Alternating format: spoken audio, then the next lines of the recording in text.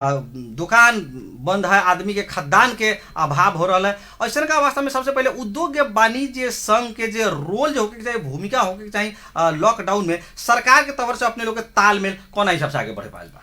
सबसे पहले अपने के रेडियो संगम के माध्यम से जिलावासी, संपूर्ण देशवासी, जहां तक अपने के रेडियो संगम के आवाज जा रहा है, संपूर्ण महानुभाव में हम गौड़ा नगर उद्योग वाणिज्य संघ के अध्यक्ष हरेंद्र प्रसाद चौधरी नमस्कार करे चाहे। नमस्कार। अब रह गए कि पूरा विश्व ही आज कोरोना वायरस से जूझ रहा है, बहुत बड़ा महामारी से जूझ रहा है।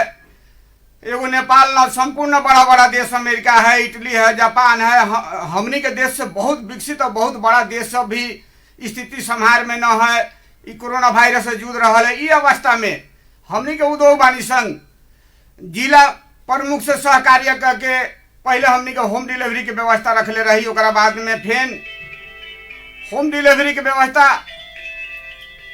कुछ दिन लमसम पूर्ण रूप से सफल न भेल, लेकिन करीब 40-50% सफल, आधा सफल, मतलब पूर्ण हमनी के अनुरोध के लिए रही कि कम से कम 500 से ऊपर के होम डिलीवरी के हमनी के अथी टारगेट आवे के चाहिए। उनमें जनता लोग से, बहुत लोग से टारगेट होम डिलीवरी के फोन भी आए, लेकिन जितना चाहिए उतना फोन हर जगह से ना आवे सकल। हमनी के मतलब बाजार में कटहरिया, समनपुर अपन माल पुगा के वहां से भी और ग्राहक लोग के हमनी के सुविधा देवे के प्रयास कैले रही। जी, सबसे पहले तो उद्योग वाणिज्य संघ के धन्यवाद देवे के चाहब हमनी की ऐसा का महासंकट के घड़ी में भी नेपाल में खाद्यान्न के अभाव के अगर मामला कहल जाए तो ऐसा का आपूर्ति के मामला में अभाव सिरना ना हो दिल में उद्योग वाणिज्य संघ धन्यवाद के पात्र है कि वैसा का भूखमरी के ही एकदम स्थिति आवे न दिल। उद्योग वाणिज्य संघ के कहीं ना कहीं चाहे काठमांडू उपत्यका की बात हो या विभिन्न बड़ा शहर में या गौर के ही अगर स्थिति देखा जाए रौतहट के परिवेश में, तो गौर में भी ऐसा का होम डिलीवरी के मामला सब संचालन में आयल, लोग लाभान्वित भी भेल, सेवा भी लेलक। लेकिन अपने के गौड़ा के संदर्भ में अगर कहा जाए, गौड़ा उद्योग वाणिज्य संघ के मामला के अगर जोड़ल अगर जाए तो यहाँ के उद्योग वाणिज्य संघ जो निमुखा जनता है, जो सर्वहारा वर्ग है, वैसनका के लेल उद्योग वाणिज्य संघ वैसन खास कुछ पैकेज, राहत पैकेज के व्यवस्था हो सकल कि ना हो सकल रहे? हमनी के उद्योग वाणिज्य संघ में कोनो आर्थिक स्रोत न भेला से अच्छा, स्थानीय सरकार नगर पालिका द्वारा ही मतलब राशन वितरण में हो रहा है। एगो और बात कहते कि हमनी के वार्ड अध्यक्ष उद्योग वाणिज्य संघ हमनी के एगो सहकार्य करके नगर पालिका के राशन आवे में थोड़ा लेट होते रहे, हमनी के मतलब सहकार्य करके राशन अपना निजी स्रोत से हमनी के प्रयास करले रही कि हमनी के अपन बाजार के 10 गो 20 गो अच्छा व्यापारी अपन निजी स्रोत में राहत वितरण करे के भी हमनी के एगो प्रोग्राम बनैले रही। ओकरा बीच में अभी नगर पालिका द्वारा राहत वितरण भेल। ओकरा बाद में अगर ऐसा समस्या आई तो हमनी के, लेकिन राहत वितरण की बात कैली कि अपने के गौड़ा में ही अभी भी वैसन का जो दैनिक जलादारी करके काम करके खाए वाला जो लोग है, वैसन का लोग के आज के परिवेश में भी जो हमने के मीडिया के जो जानकारी में जो आयल, वैसन का लोग के आज भी वैसन का राहत मिले की स्थिति ना, नातावाद, कृपावाद, जातिवाद के नाम पर वैसन का राहत वितरण होला वास्ता स्थिति देखल गया ना। ऐसा कोनो बात ना है। राहत वितरण में हमनी सभी सहभागी रही, उलंग हमनी के देखते रही। राहत वितरण में कुछ कमी बेसी कथिक भेल कि एक घर में अगर 5 गो 7 गो है तो सब जन आगे राहत लेवे के कोशिश कैलन, वो लेल तका ज्यादा विवाद भेल। राहत वितरण के समस्या रहे कि एक घर में आधार अपने के आधार कार्ड है, वैसन का अपने राहत वितरण के बात करें वैसन का समस्या देखल लगे, जबकि निरंतर वैसन का आवाज उठे है जगह जगह से कि जो बाहर से जो लोग आके यहाँ बैठल है, कमाए वाला लोग जिनका पास नागरिकता भी ना है, यहाँ के नागरिक भी ना है, वैसन का लोग के कोई पूछनिहार ना है, कोई देखे वाला लोग ना है, वैसन का राहत देवे वाला लोग ना है, जो वोट देवे वाला लोग है, जो जान पहचान को लोग वैसन का दिल गई स्थिति नजर आयल। देखो गौड़ा एगो कथी है कि जिला के मध्य भाग भेला से, व्यापारी के बहुत बड़ा हब भेला से, आर्थिक कारोबार बहुत बड़ा भेला से यहाँ नागरिकता वोटर लिस्ट न है, फिर भी व्यापारी यहाँ गौड़ा में बहुत है, बाहर के बहुत है, इंडिया के है, चाहे दूसरा जिला के है, आके रहल है, उनका नागरिकता न है, कोनो प्रमाण न है। फिर भी हमने के आग्रह कैले छी कि अगर वैसन कोनो कष्ट है तो अपने पुदीना में भी जब भी चाहे हमनी के अनुरोध कर सके, ओकरा ला हमनी व्यवस्था करेला हर दम तत्पर छी। बार हमनी के अपने के वैसन का जो राहत लेवे वाला टाइप के जो लोग है जिनका मिलल न है, तो वैसन का लोग के संपर्क कहाँ करे के पड़ी से एक कार्यक्रम के माध्यम से अपनी जानकारी करा दे जाओ ना। एक कार्यक्रम अपने के रेडियो के मार्फत से हम जानकारी करावे के चाहे छी। राहत वितरण भे गेला के बाद में जोन आदमी के राहत न मिलल है, अगर गुनासो है, अपने वार्ड अध्यक्ष 4 नंबर के वार्ड अध्यक्ष गौंडा के 4 नंबर वार्ड अध्यक्ष से संपर्क कर सकेले। वहाँ व्यवस्था कुछ दिन अभी भी मतलब 2 बार 4 बार डेली बाई डेली जाइए रहा है जी। अपने के घोड़ा उद्योग वाणिज्य संघ के अपने गरिमामय पद पे अपने विराजमान बाड़ी, अध्यक्ष बाड़ी, जे रेडियो के माध्यम से जब अभी देश दुनिया भी अपने के देख रहा बा, सुन रहा बा प्रत्यक्ष हिसाब से। घोड़ा उद्योग वाणिज्य शाखा के एरिया अगर कहल जाए तो एकर एरिया कहाँ तक ले पड़ल, कितना समेट के स्थिति बा? गौड़ा उद्योग वाणिज्य संघ के एरिया अपने के पश्चिम में कटहरिया तक है। अच्छा। यहाँ मतलब अपने के जयनगर तक है, उत्तर में हरसाहा तक है, समनपुर, शिवनगर, गरुड़ा, बीरता, कटहरिया सब यही हमनी के उद्योग वाणिज्य संघ के अंतर्गत में ही सब आ रहा है। अच्छा, कम तो रौतहट जिला के अगर मध्य भाग में पूर्व पश्चिम मुख्य बाजार भी पूर्व के समनपुर, पश्चिम के कटहरिया अगर समेटाया जाते तो मध्य भाग के मुख्य बाजार समेटल स्थिति नजर आ रहा है। एरिया बहुत बड़ा है। गौर या चंद्रयापुर के अगर मामला के देखल जाए तो शायद एरिया के क्षेत्रफल के हिसाब से देखा जाए तो वो भी क्षेत्रफल से ज्यादा एरिया अपने के घोड़ा उद्योग वाणिज्य संघ के एरिया। भले व्यापारी की स्थिति, दुकान की स्थिति संख्या भले कम बेसी हुई, लेकिन एगो इंडस्ट्रियल क्षेत्र, औद्योगिक क्षेत्र के रूप में अपने के गोड़ुरा जानल जाले। अब ये मामला में लॉकडाउन तो भेल, दुकान सब जो बंद होके के चाहिए वैसा का हिसाब से बंद होला अवस्था स्थिति भी नजर ना आयल। आज के परिवेश में अगर देखल जाए तो 10 से 4 के खुले के जानकारी तो भेल, जिला प्रशासन कार्यालय से वैसन का परिपत्र तो भेल, लेकिन अभी भी सुतला से उठ के सवेरे से दुकान खुले के स्थिति नजर आ रहा है, रात तक ले दुकान खुले के स्थिति आ रहा है। ये में उद्योग वाणिज्य संघ के ध्यान आकर्षण काहे न हो सकल स्थिति? जिला से हमनी के जो निर्देश आयल कि 10 से 4 बजे तक ले खोले के है जी। हमनी के अथी कन्फर्म कैली बाजार में सब कटहरिया, समनपुर, गौड़ा जानकारी करैली कि 10 से 4 बजे खोले के है। वो 4 दिन के स्थिति में बाजार के स्थिति देखला के बाद में सोशल डिस्टेंसिंग के पालना न भेला से, लॉकडाउन के पालना न भेला से फिर काल हमनी के उद्योग वाणिज्य संघ बैठ के निर्णय केली कि इलाका प्रहरी कार्यालय में पत्राचार के लिए, हमनी के नगर पालिका में पत्राचार के लिए कि ना एकरा लॉकडाउन यथावत फिर मतलब एकरा कराई के साथ पालना करावे के पड़ल। मतलब लॉकडाउन के पालना ना हो रहा है, सोशल डिस्टेंसिंग के पालना ना हो रहा है। एकरा हमनी के इलाका प्रहरी कार्यालय के डीएसपी से भी अनुरोध कैली कालू हमनी के कि पत्र द्वारा हमनी के अनुरोध कैली कि लॉकडाउन के पालना करावे में अपने के सहयोग के हमनी के बहुत बड़ा आवश्यक है। एक बार लॉकडाउन के पालना करावे में जो सहयोग जी अपने जे मांगली तो ओमे दुकान ही बंद करे के मुद्दा बा या दुकान खोलत अवस्था में व्यवस्थित करे के बात बा? दुकान खोलने के बाद में देखल जाए कि एगो दुकान में 10 गो 12 गो भीड़ भाड़ ज्यादा हो जा रहा है, दूरी दूरी आदमी न बैठ रहा है। सामान खरीदारी के मामला में भी सोशल डिस्टेंसिंग के पालना न भेला से देखल गई। चलते हमनी के पूर्ण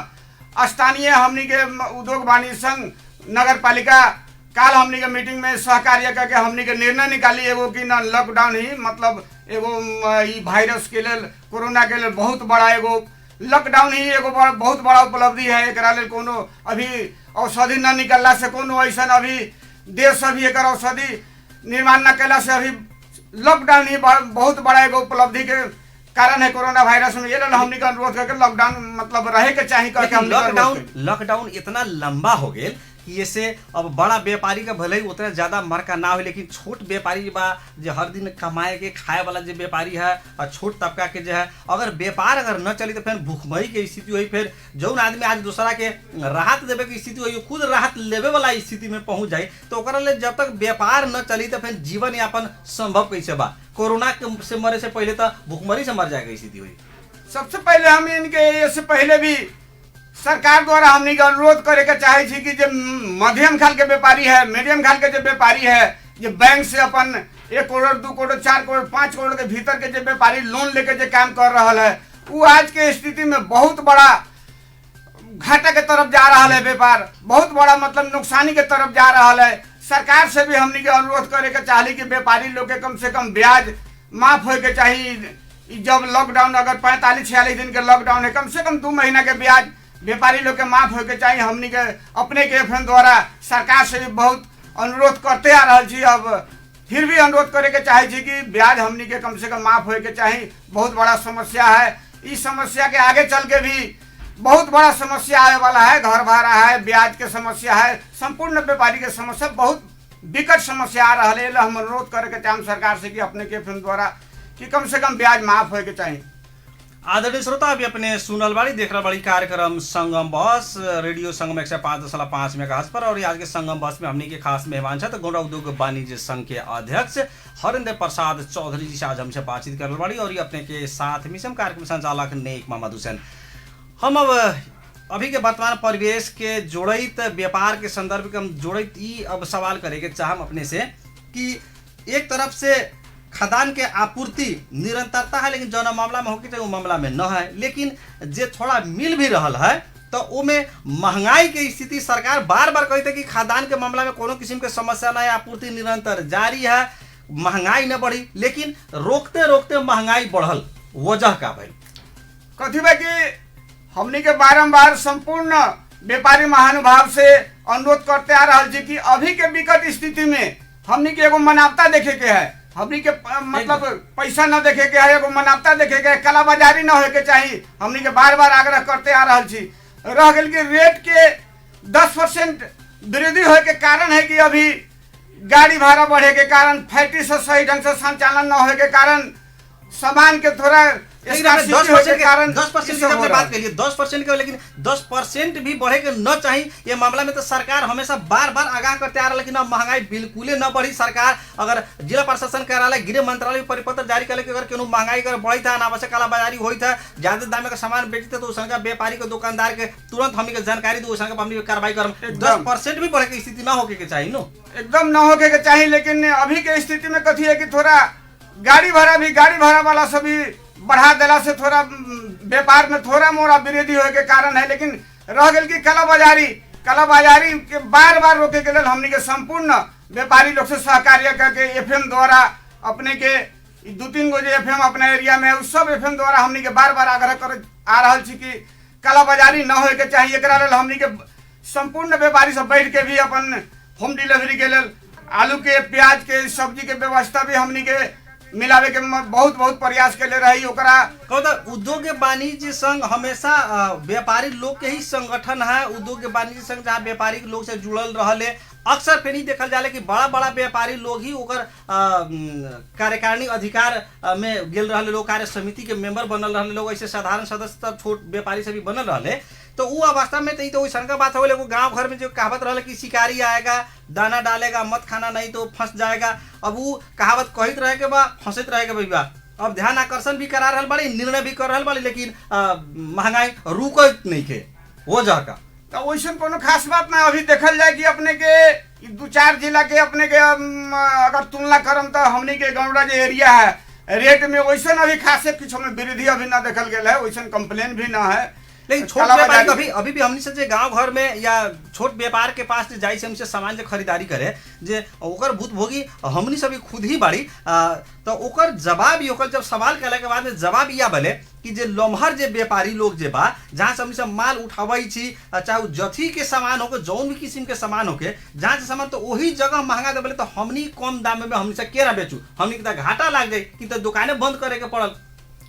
ऐसा कोनो बात ना है। लम्हर व्यापारी सभी रेट के वृद्धि अभी तक ले देखल न गेल है। अभी वैसन कोनो मतलब सामने न आयल है कि फल्ला व्यापारी कालाबाजारी कर रहा है, फल्ला व्यापारी महंगा रेट में लेके, होलसेलर व्यापारी भी महंगा रेट लेके बेच रहा है, ऐसा कोनो अथी न है। हाँ, सामान के स्कार्सिटी जरूर है, जे मतलब बाजार अपने कही छी नहीं की, लेकिन हमने से बाजार जे लाइसेंस कैली ओकर प्रमाण बा हमनी के पास, चाहे घोड़ा के व्यापार के मामला होके, गौर के व्यापार के मामला होके, कटहरिया या गोंडरा या समनपुर, हर जगह के इल्जाम ई बा कि उद्योग वाणिज्य संघ में दखल रखे वाला बड़का व्यापारी जिनका से हमसे सामान लेवे देवे के काम करे छी, चाहे जोना भी क्षेत्र के व्यापार होके, लेकिन ओमे वही जगह ही दाम बढ़ा देल गेल बा, जेकरा चलते हमनी के समस्या बा अपने लोग हमनी के बाध्य छी इतना सामान बेचे के। एकरा लेल हमनी के बार बार अनुरोध करते आ रहा छी, अगर वैसे समस्या है कालाबाजारी में कौन में हम हो चाहे कौन होके जी संपूर्ण बाजार से हम अनुरोध करे के चाहे छी कि अगर कालाबाजारी में परम तो अपने दंड के सजाए के भूतभोगी होए के परी बार बार हम अनुरोध करते आ रहे संपूर्ण व्यापारी से। उद्योग वाणिज्य संघ अपने जिम्मेवार हस्ती बाड़ी अपने के कार्यकारिणी समिति के लोग में से या समिति के लोग में से या अपने खुद ही कभी बाजार अनुगमन ये लॉकडाउन का अवस्था में महंगाई के जब मार के जो गुनासो जो अपने के साथ भी पहुंचल हुई बीच में तो वैसे का अनुगमन निरीक्षण करे के काम भेल कि ना भेल उद्योग वाणिज्य एकदम भल हमनी के 4-5 दिन पहले कटहरिया के रही। कटहरिया में अपने के वो FM द्वारा भी संजय जी भी मतलब अथी लिखबे कैलन। कटहरिया में हमनी के अनुगमन जाके हमनी के घूम के 8-10 आदमी बाजार में घूम के लॉकडाउन के पालना करे के लेल, सोशल डिस्टेंसिंग के रखे के लेल, बाजार महंगाई न होए के लेल हमनी के सब घूम घूम के प्रत्येक फसल में हमनी के संपूर्ण व्यापारी से अनुरोध कैले रही।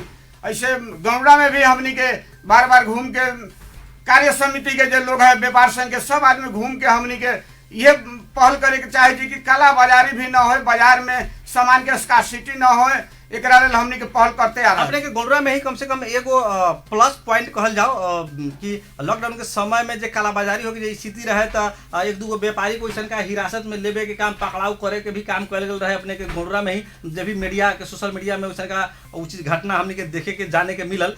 लेकिन ओकरा बाद में महंगाई के जो मार बा थमल नहीं के रुकल नहीं के, अगर उस सरकार घटना अगर होइत है तो ओकरा कंप्लेन के उपाय का है उस सरकार पर अभी तक के कार्रवाई करे का वास्ता स्थिति का है। अगर उस सरकार घटना अभी जब अपने के बतैलिए प्रमाण है हमनी के पास उस सरकार बाजार के, लेकिन अब जो बीत गए लेकिन अभी भी अगर बाजार अगर कंट्रोल न होता है तो ओकरा ले कार्रवाई के लिए उपाय का होई, ओकरा ले कंप्लेन उद्योग वाणिज्य संघ के करे के होई या फिर प्रशासनिक निकाय के करे के होई। अगर हमनी के उद्योग वाणिज्य संघ के जानकारी होई तो खुद हमनी के अपने प्रशासन में कंप्लेन करब। अगर आम उपभोक्ता के अगर वैसे कोनो समस्या आ रहा है तो अपने इलाका प्रहरी कार्यालय द्वारा प्रशासनिक कार्यालय में अपने कंप्लेन कर सके, ऊपर कार्रवाई हो सके। सबसे पहले व्यापारी लोग के लिए प्रशासनिक निकाय तो बात के बात बा, पहले अपन संगठन जो बा संगठन के ध्यान आकर्षण होखे के चाहिए। तो अपने के जो कैचमेंट जो एरिया बा उतना से अगर कोनो किस्म का समस्या अगर सेवा ग्राही को उपभोक्ता के अगर होइत है तो वैसा का अपने एक कार्यक्रम के माध्यम से ई प्रतिबद्धता जाहिर करके स्थिति बाड़ी को वैसा का बात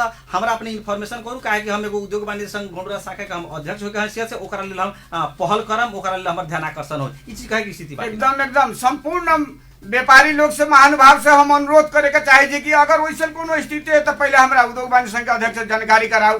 अगर समस्या के समाधान हमनी से न होइत है तो ओकरा बाद में अपने आगे बढ़े के कोशिश करूँ, पहले हमनी के जानकारी कराऊ, ओकर समस्या के समाधान हमनी कर सकिले। तो मतलब जे भी बड़ा व्यापारी बा सब आदमी ठीक दर रेट में सामान सब देवे पड़ल, या तो अभी भी उद्योग वाणिज्य संघ रूल में भी बा अपन दर रेट से टांग के रखे के, वैसे का दर रेट बहुसंख्यक जगह पर टांग के राखल स्थिति न रहे जरा चलते मुँह जबानी हिसाब से बेचे के जितना मन हो उतना लेबे देवे की स्थिति ओकरा लेल थोड़ा सा पहल कर स्थिति अभी तक बाकी ओकरा लेल पहल बारम्बार अगर उद्योग वाणिज्य संघ बैठक होकर तो हमनी के काला बोर्ड लगा के प्रत्येक दिन अपन चौक से रेट जो तलमाथी होइत रहे 2 दिन 4 दिन पर अगर ओकर काला बोर्ड लगा के सामान के 20-25 आइटम के रेट लिस्ट लगा के रखे के चाहिए। हम संपूर्ण व्यापारी से पहले भी अनुरोध करते आ रहा छी कम से कम सनका अगर बोर्ड अगर लगावे जाई तो देखला के बाद में जब भाई अगर ज्यादा अगर बढ़ा के ले तो संख्या जी कहे के मिली कि अपने इतना में टांग ले छी, अपने के दर रेट तैसन का है, अपने इतना कैसे ले रहल छी अपने ना उमें बहुत कम ऐसा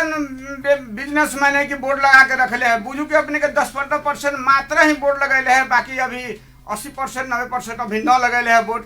उस हमनी के आग्रह है कि सब आदमी अपन रेट से अपना फसल के आगाड़ी टांग के रखू, मतलब ग्राहक देखने करी कह के ओकरा ग्राहक के सुविधा है अपने सब आदमी से हम अनुरोध करे के चाहे कि आगाड़ी बोर्ड अपन रेट लिस्ट टांग के रखू एकदम। अब उद्योग वाणिज्य संघ के अब जिम्मेवार हस्ती से अपने हमने सभी जानकारी आदरणीय श्रोता लोग के दर्शक लोग के जानकारी करावे के चाहम।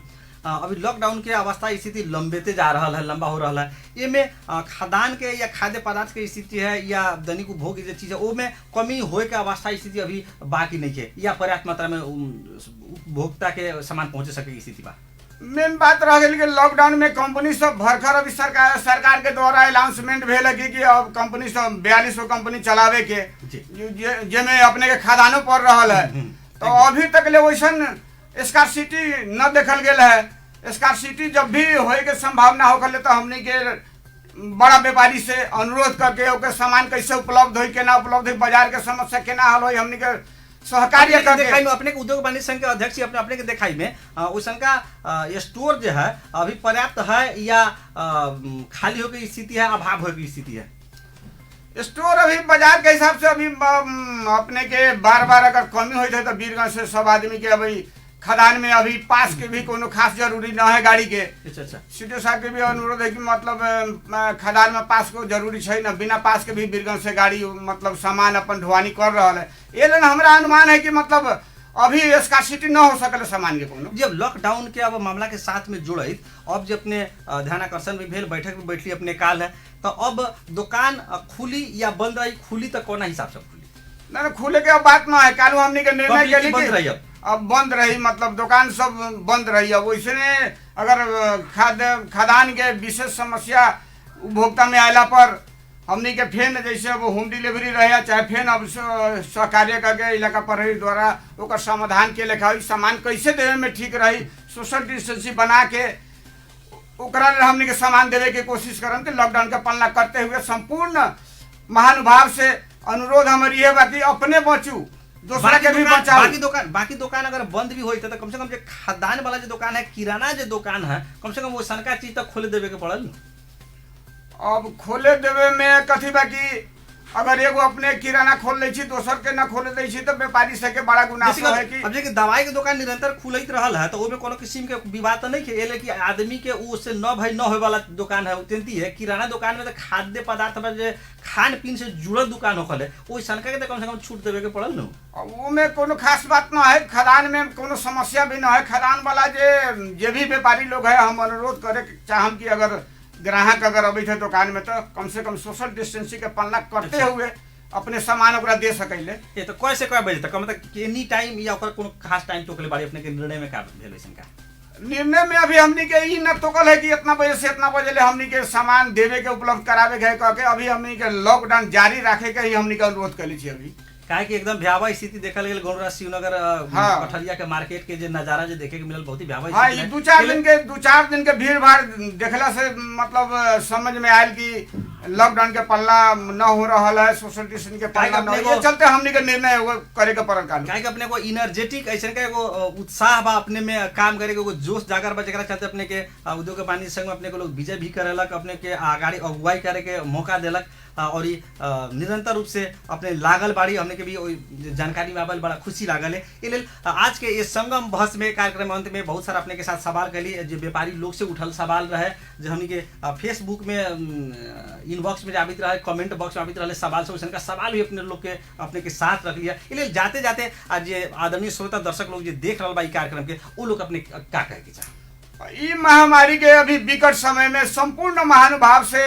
हम यह अनुरोध करे के चाहम कि एकर कोनो अभी वैक्सीन न निकलला से, औषधि न निकलला से, लॉकडाउन के पालना करते हुए, सोशल डिस्टेंसिंग के पालना करते हुए एगो मानवता के हिसाब से अपने बचू, दूसरों के बचावे के कोशिश करूँ, ये पर ज्यादा ध्यान दूँ। बड़ा बड़ा देश सक्षम न भेला से हमनी के नेपाल तो एगो बहुत छोटा देश है, अभी हर चीज के व्यवस्था न भेला से लॉकडाउन ही पालना करे में हमनी के भलाई है। ये हम संपूर्ण स्रोत से अनुरोध करे के चाहम, संपूर्ण महानुभाव से अपने के एफएम द्वारा हम अनुरोध करे के चाहब कि बाजार में काला बाजारी न होए के पड़ल और सोशल डिस्टेंसिंग के पालना करते हुए, लॉकडाउन के पालना करते हुए अपने बचू और आदमी के बचावे के कोशिश करूँ। ये हम बहुत बहुत अनुरोध करे के चाहम संपूर्ण महानुभाव में।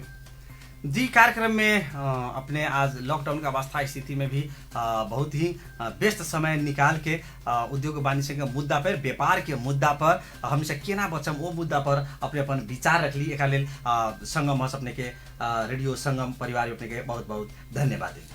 अपने के भी संपूर्ण संगम रेडियो परिवार के हमारा जो आवाज अपने पुगावे के कोशिश कैली ओकरा लेल हम संपूर्ण एफएम परिवार के बहुत बहुत धन्यवाद देवे के चाहे छी।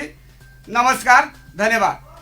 आदरणीय श्रोता दर्शक वृंद रहलन गौरा उद्योग वाणिज्य संघ गौरा शाखा के अध्यक्ष हरेंद्र प्रसाद चौधरी जी अपन विचार रखित आज के संगम बहस में हम सब व्यापार के मुद्दा के भी आज हम सब उजागर करे कुछ के लिए देखल गए समस्या के समाधान कैसे हो वो मुद्दा पर भी आज हमने सब सवाल रख लिया। निश्चित रूप से अपने के भी मन में लागल सवाल के जिज्ञासा के समाधान होल हुई जे कोशिश कैलन है।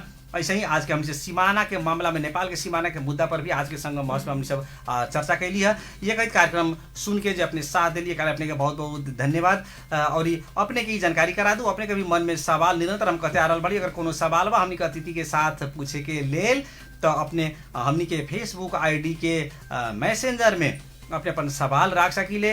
ईमेल आईडी के माध्यम से अपने ईमेल कर सकीले अपना अपना सवाल के और फ़ोन करके अपन सवाल अपने हमनी के टिपा सकीले। ये जानकारी के साथ कार्यक्रम निर्धारित समय समाप्त हो रहा बा, इजाजत लेवे पड़ी। प्राविधिक कक्ष से साथ देवला प्राविधिक मित्र सरोज गुप्ता और दीपेंद्र रजक के साथे हम कार्यक्रम संचालक नेक मोहम्मद हुसैन कार्यक्रम संगम बस से विदा चाहम। नमस्कार, खुदा हाफिज।